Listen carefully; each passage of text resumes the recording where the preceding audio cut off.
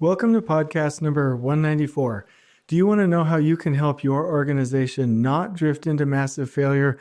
This is part 2 of the original podcast. Stay with us. This is the Elevate Construction Podcast, delivering remarkable content for workers, leaders, and companies in construction wanting to take their next step. Get ready to step out of your comfort zone with Jason Schroeder as he encourages you to do better, live a remarkable life, and expect more. Let's go. Welcome, everybody. I hope you're doing well. We're going to have a great week. I think this is going to be just a really neat week. Peaceful, calm, heading in a good direction. Lots of hope for the summer. Really hoping the numbers for COVID-19 continue to head in a promising direction, head down, and that everyone is taken care of and heading well into the summer, honestly. And I'm hearing of so many more people getting the vaccine, and I think that's fantastic. Hopefully we get all of that expedited and going in just a really, really good direction. So we have some interviews coming up this week that are fantastic, and I'm just loving some of the topics that we have for solo podcasts coming up. And so this week's going to be a really good week. Stay tuned for all the podcasts and stay with us. We really appreciate all of those who stay with us and enjoy this. So before we get too far along, I do want to say a little analogy or give you an analogy that can be built upon. So in lean construction, there's this thing called the river of waste. It's an analogy. And I think I've said it to you before, and I have a modification to it that I think is appropriate for anyone out there practicing lean or who is teaching this or who has learned this system. The river of waste is essentially a visual analogy where you have a river and the water represents resources, and that can be the right amount, that could be too much, that could be too little, right? And there are rocks underneath the river, and those are roadblocks. Those are things that will hold you up. Those create variation. They will sink the ship. The ship is the actual work product, the flow unit, as they would say in the book, This is Lean, and it's heading down the river. Now, the analogy goes like this commonly, and this is what's said, that most people want to get past the roadblocks of the rocks by raising the water levels.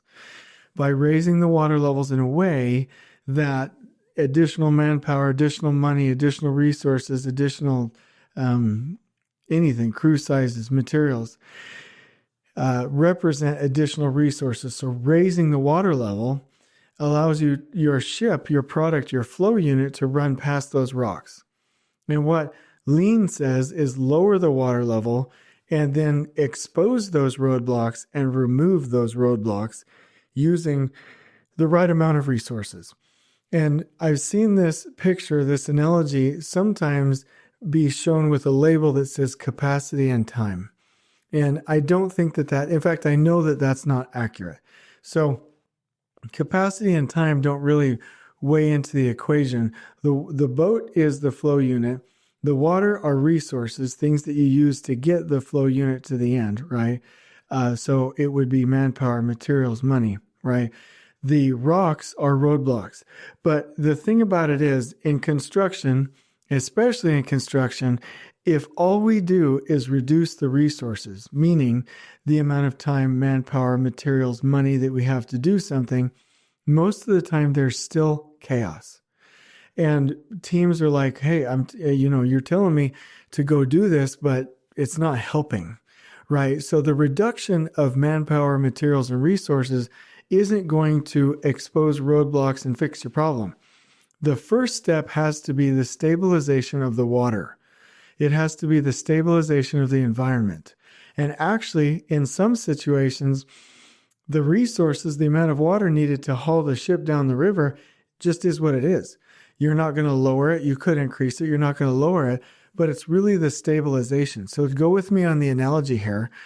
If you have the right amount of water, and it's like all wavy and nasty and just all over the place, right?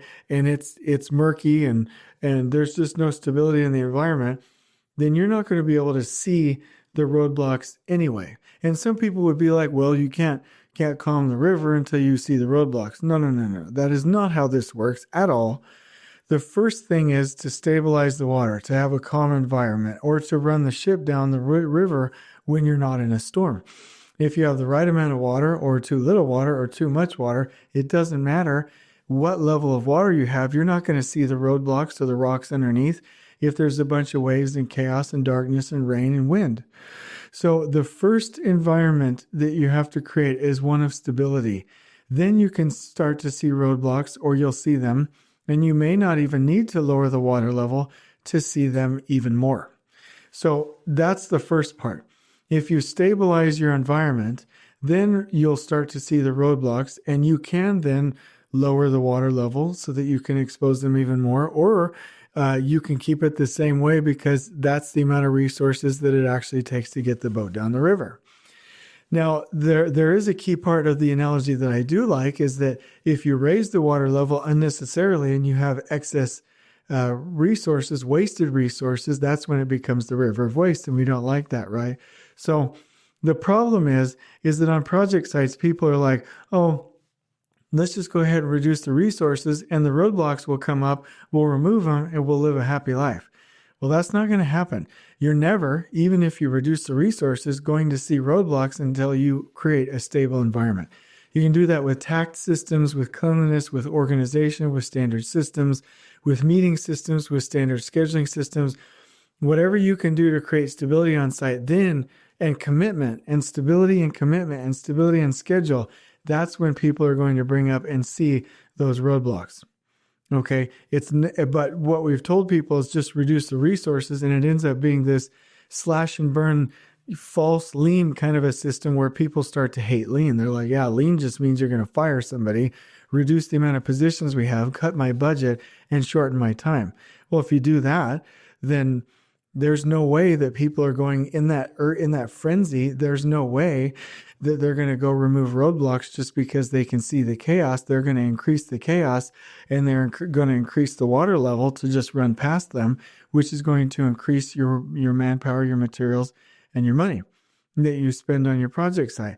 But if you can create stability, not create a frenzy by lowering the water level and getting everybody on the ship scared, but still remove the roadblocks because you can see them through the calm water, then you can keep the ship going down, have people not add more water to the river of waste, unnecessary materials and resources, right?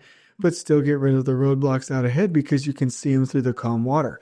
So if you don't like that analogy and you're like, yeah, Jason butchered it, we can just go straight over to the takt train analogy, which is fantastic, and I'll explain that one of these days. But I do want to just communicate that the reduction of resources will never, in and of itself, fix the problem or expose the roadblocks.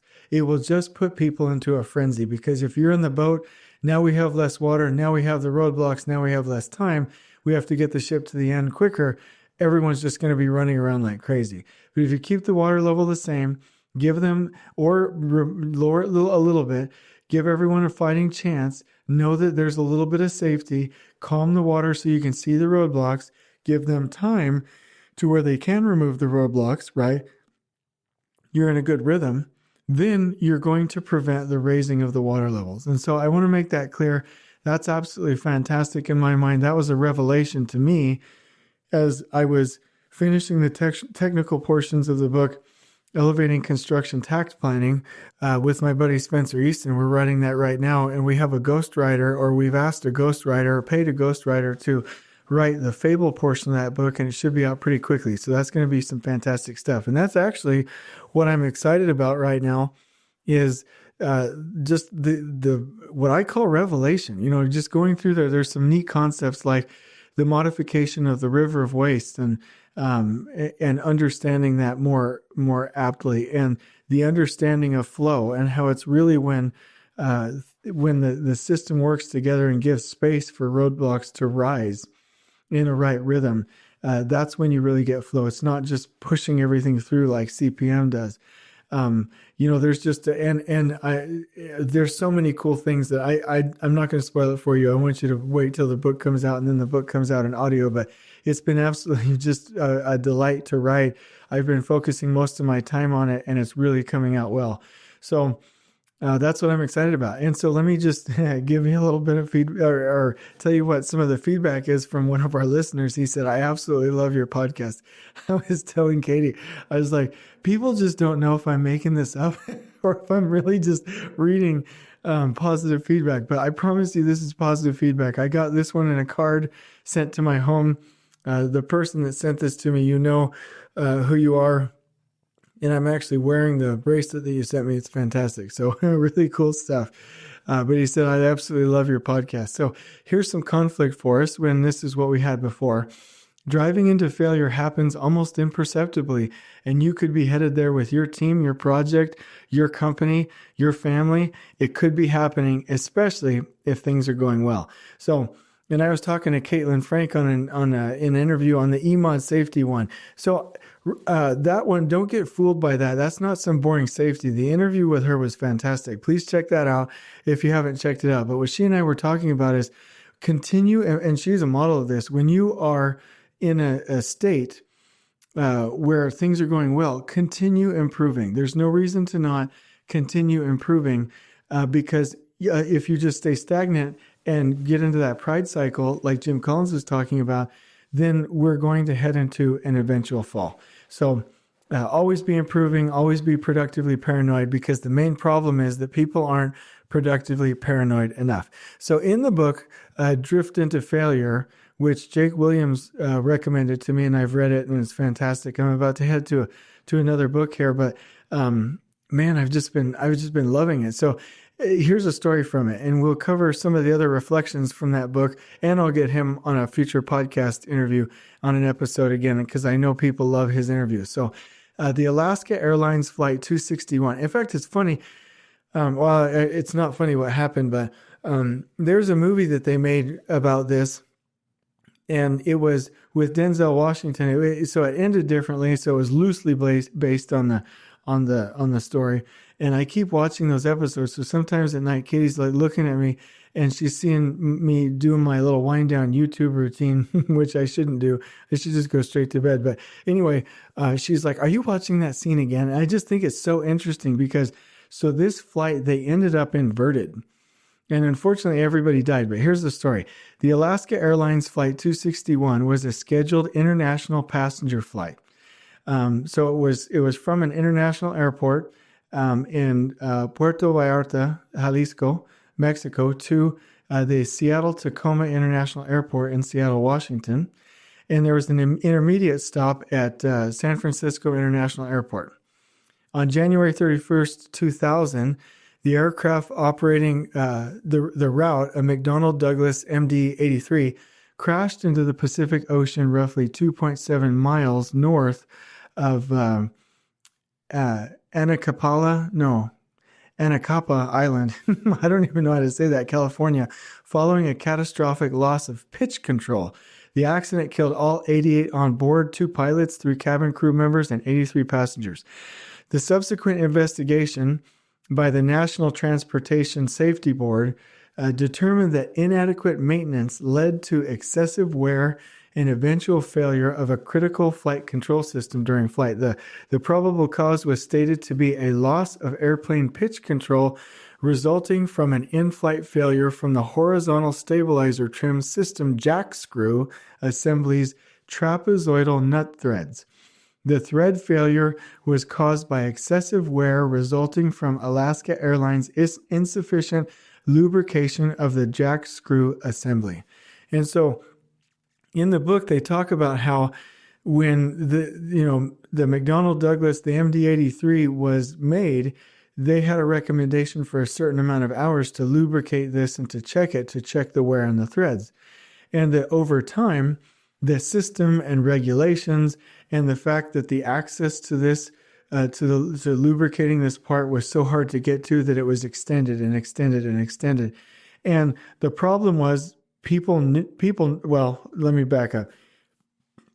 People knew that it was a problem, but they were coming to work every day and interacting in a way that they were doing their best and following procedures and doing what was considered normal, meaning letting this take I can't remember how many hours, but it was an incredible amount, like 5,000 flight hours to 8,000 flight hours to 12,000 flight hours, just extending the duration for this lubrication and checking the wear on the jack screw was extended and extended and extended.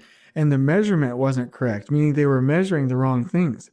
And so there were really great people coming in, every day and maintaining these planes, doing their best and following normal habits, normal procedure, normal acceptable standards, doing their jobs according to the books, according to the rules, interacting with a system that was drifting into failure because it wasn't designed right and people weren't incentivized to look for problems themselves. They were interacting with an insufficient system. And the point that they're making in the book is that every time something goes wrong, then we want to blame a person.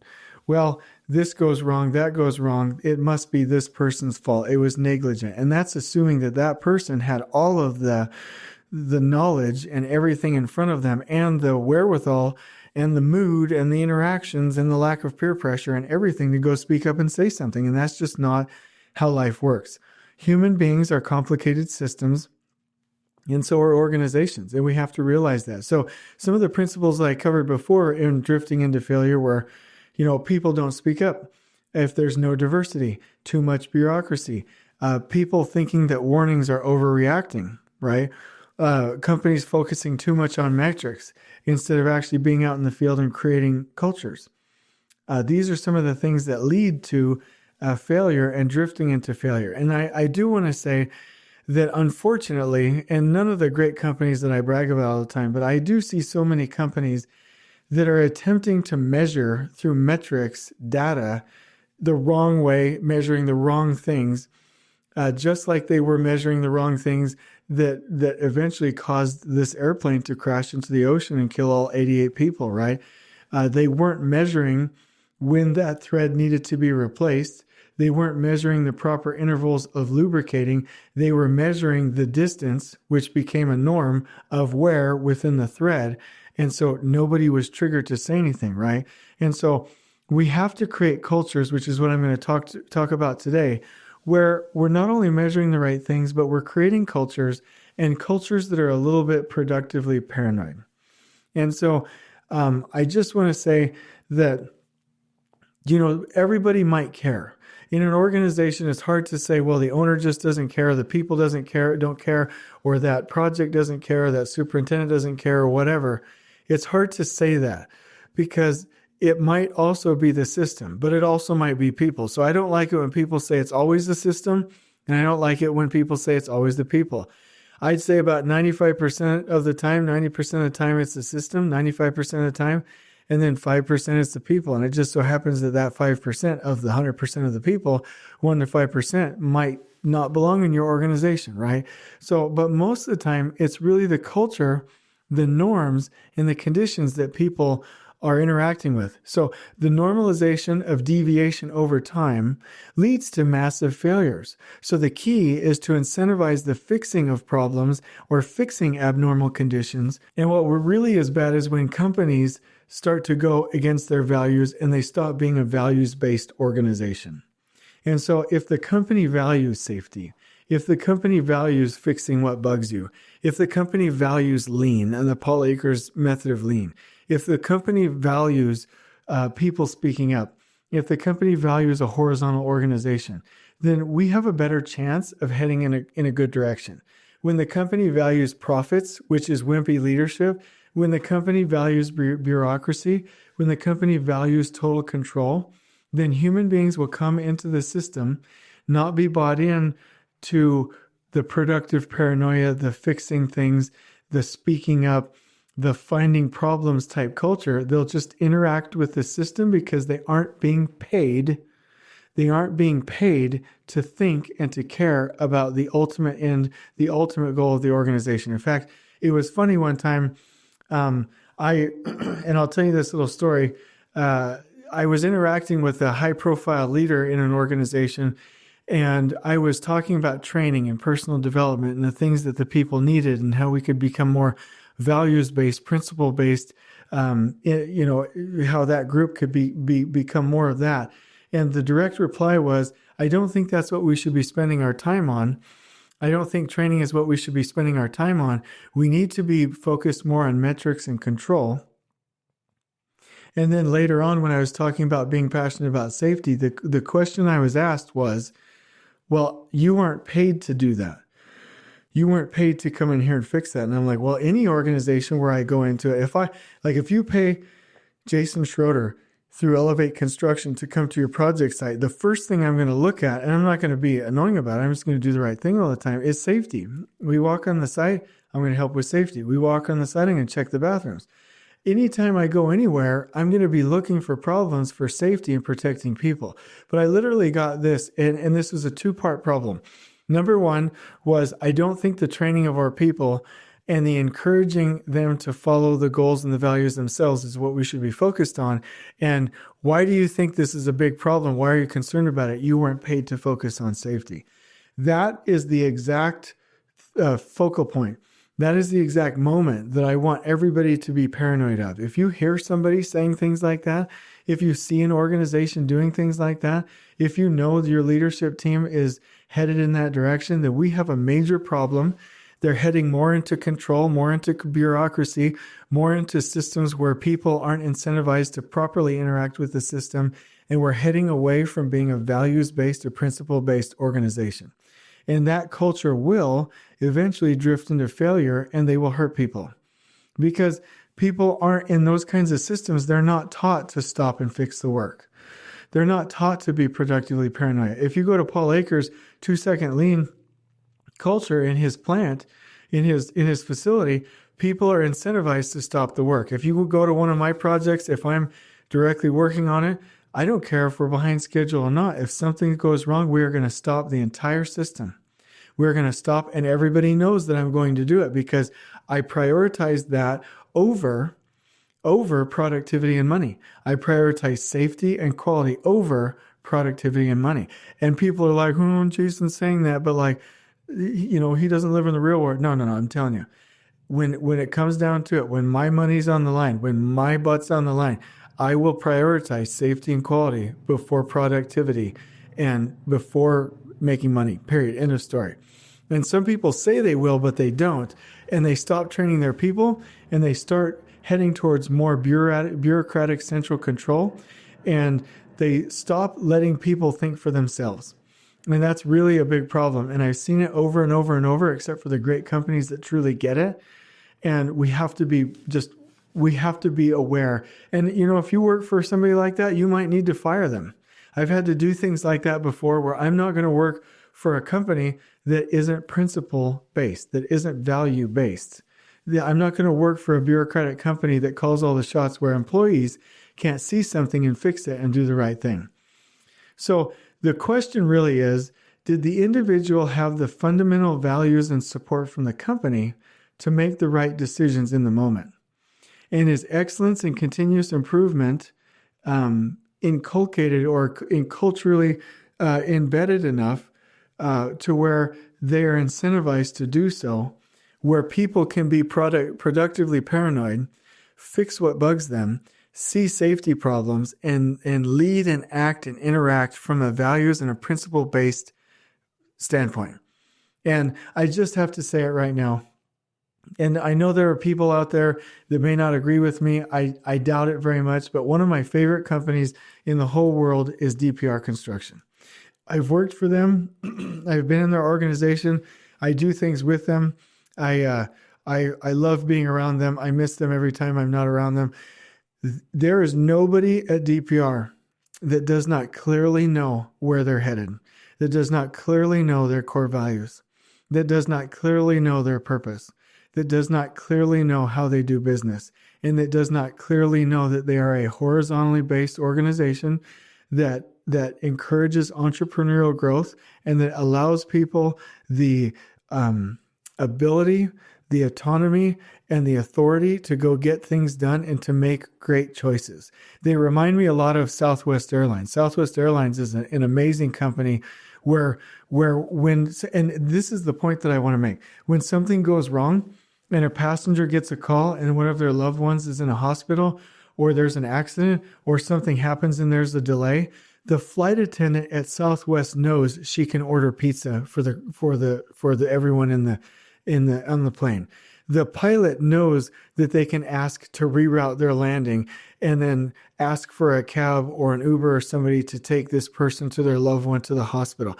There are countless stories over and over and over and over of Southwest being a principle and a values-based organization of employees every day doing what's right and keeping that airline safe and keeping people happy, because that's how they lead.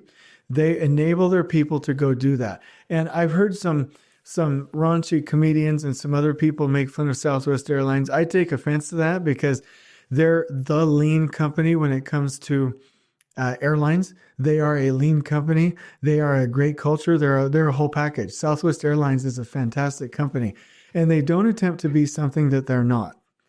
And what they are is a company that enables their people to stop and fix problems, to be productively paranoid, and to care for customers, and to lead according to their values and their principles. And so here's why I'm saying all of this. If you have a project site and it's only rules-based, then you have a problem. If you have a company and it's only rules-based, then you have a problem. If you thrive and rely on bureaucracy, then you have a problem. Then something along that point historically will always fail. Now, great cultures, great companies, will they have problems? Sure. But the statistical likelihood is a lot less, and the consequences are different. Meaning that most things in life aren't well, this company has this culture, so they'll never have an accident. This company has this culture, so they will. Most of it's all about probabilities. Most of it is, what is the chance? What is the percentage? What is the probability that something here goes wrong? And in companies with great horizontal cultures, where people are incentivized to speak up, and where they have lean cultures, the probability of accidents happening and them drifting into failure and irrelevance is a lot less. And actually, my example there with Southwest Airlines and DPR Construction proves it. They're overtaking everybody, even the bureaucratic companies that, DPR in 30 years has become much larger and more effective and better known, better reputation than companies that have been around 100, 125, 175 years that are bureaucratic in nature. And so we just need, and it's okay, if your company is bureaucratic and you like that and you like being told what to do, I'm not criticizing you. That's how it goes. But you have to, on your project site, have a balance. If somebody, I talk a lot about zero tolerance. And I was just thinking about that today ahead of the podcast. Like on my jobs, and it works every time, if somebody's not being safe, I will send them without tolerating the bad behavior to a safe location. Not punishment, never punishment, never. But here's what we're going to do to keep you safe. Absolutely. For deliveries, I send them back. They're not on time. Is that punishment? Never. But we have to have deliveries on time because we understand principles. The principle here is that we're safe. The principle with deliveries is that we have to have just-in-time deliveries. The principle here is that we have to be clean. So I'm not having your crew clean up your mess for punishment. I'm having you clean it up because I'm a principle-based leader, because we believe in these principles. But the other thing that you have to know about me, and I'm not bragging, I'm just telling you, on my project sites, I would spend most of my time caring for people. I would spend most of my time connecting. I would spend most of my time making nice bathrooms and lunchrooms and horizontal communication systems and training every day. Every day, the entire job site got training from me. Every day, the crews got training. Every week, we had a massive safety huddle. Every week, I was training the foreman. Training. So there has to be, in organizations, a mix between rules, routines, disciplines, and training. And if you really want to take it to the next level, you'll focus on training. What I'm saying is all four of those don't really work without each other. Meaning if you have lots of training, but you never have rules on the other end, a pay to play, then the dirtbags on your project site are going to still fart around the corner and cause trouble. So you have to have rules, but you have to have training, because you can't just zero tolerance your way into success. You have to train people and love them and have them interact with the system. You have to create a culture with certain routines that make it easy for people to be in that culture. And then you have to ask certain people for certain types of discipline to make certain decisions according to values and principles in the moment. It's a mixture of all four. And we can't, but most companies are like, ooh, I'm getting bigger. I'm going to set up all these structures, central control all the way over here to the rules. Some people are like, nope, I don't need rules. I'm just going to roll out lean with all these butterflies, kittens, and rainbows, and it's going to work. And I have to say again, never anywhere has lean worked anywhere to the level that it could without the combination of invitation, training, collaboration, but also a pay-to-play set of rules and expectations and accountability. Basically, if a team doesn't have conflict, goals, or standards and accountability, it will never work. No team, and I want everybody to hear me on this, no team ever, anywhere will work without accountability. Let me say that one more time. No team anywhere, at any point, any place will work without accountability. And here's the problem with bureaucracy. If people are interacting with a bureaucratic organization that is being governed at a level where they can't see where the work is happening, and that's what people are accountable to, then they are accountable to not fixing the system. They are accountable to not seeing problems. They are accountable to not fixing what bugs them. So you have to put the decision making to a certain level, to a certain point, at the level where the work is happening. Make sure that everybody knows the expectations by being a values-based, principle-based organization, and create a culture where they do stop and fix what bugs them. They do stop and say, hey, this isn't right. They do stop and stop the work. They do speak up. They are productively paranoid in the moment on location. That's how you have to do it. And for those that don't, they need to leave the organization. If somebody through training and through all of the different phases that Adam Hoots talked to us about the other day of accountability. By the way, Adam, if you're listening to this, I really need that matrix. I promise I won't use it in books and stuff, but I want to keep referencing it. But anyway, if you go through, the training, enabling, communicating, all these things all the way down to the end, and somebody's still not speaking up and doing what's right and defending innocent people, then they need to go. And so the point here is that our current condition is we get complacent. We're not productively paranoid enough. We don't have a good culture. Companies aren't principle-based. They're not value-based, right? People aren't stopping to fix what bugs them. They're not implementing the Paul Akers 2-second lean methodologies. And we drift into failure, and companies become irrelevant. Teams become irrelevant. Leaders become irrelevant, meaning that their careers, their companies, their teams, these things are hindered because they're drifting into failure. When, if they would have had a proper immune system and notice the problems and fix the problems, just like I said with leprosy, right? Just like I said with the frog in boiling water, just like I said with curing brain tumors, right? The bodies let cancer happen because it doesn't know what's happening. If teams can actually incentivize everybody to see problems and fix them, then we can get rid of the cancer, we can get rid of the leprosy, we can prevent our eventual doom like the frog in the boiling water. And so the challenge is, how can we, and let me just make it simple, how can we, and I'd like you to see how you can implement this in your environment, right? What can you do to implement this? So number one, focus on training, not bureaucracy. Number two, be clear about the things you want people to be disciplined about on a daily basis, right? Create a culture where there are standard routines that make it easy for people to fit into a system where you are productively paranoid and people are speaking up and there is health and safety. And you have to have rules, not govern everything, but as a proper part, maybe 1/4, maybe 1/8 of your entire system. So do you have your systems balanced between rules, routines, and discipline? Don't go too far to the discipline. Don't go too far to the rules. Are you balanced? And are you as a company or a team heading more towards bureaucratic control or more towards training? If you double, quadruple the training, you will head in a better direction, even if it seems more chaotic versus if you go towards bureaucracy. So this podcast has been a little bit tough for me because not tough from the sense of like saying it tough, but like just making it interesting. Every time I'm here, I'm like, how can I make this interesting for the listeners? But I'm like, I'm going to risk it. I'm going to do it in 2 podcasts here, and then I'm going to cover it with Jake later as well, because it's so important. And we have so many people making decisions that are going to take them away from who they naturally are, because the best teams are always going to win. The most horizontal organizations are always going to be better at taking care of their customers. Value-based organizations, principle-based organizations are always going to win, and they are winning.